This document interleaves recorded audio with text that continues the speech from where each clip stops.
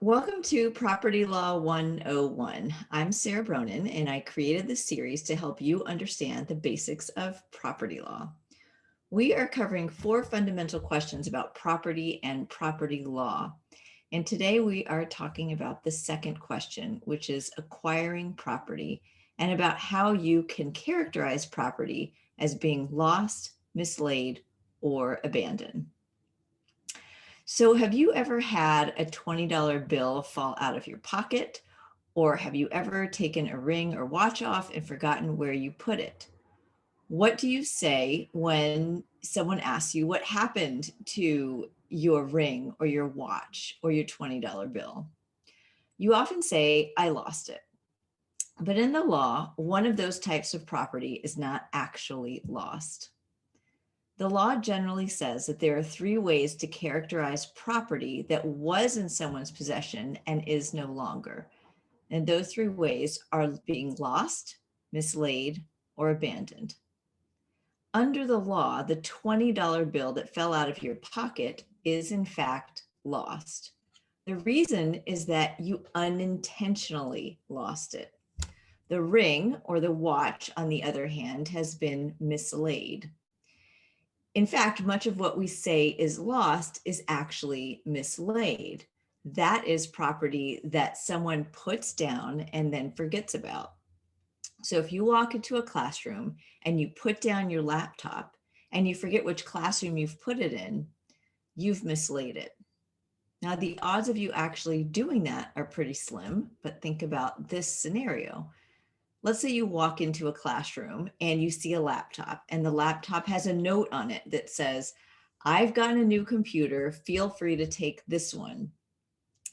The sign demonstrates an intent to abandon.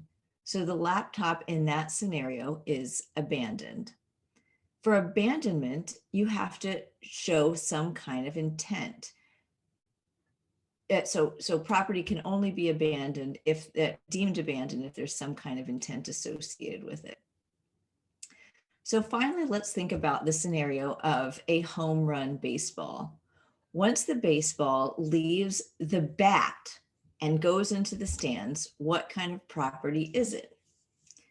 If you said abandoned, that is right.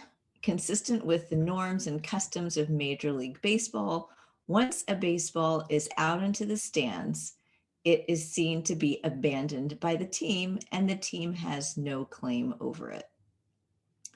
So it's important to note that the way you characterize property as lost, mislaid, or abandoned is very important.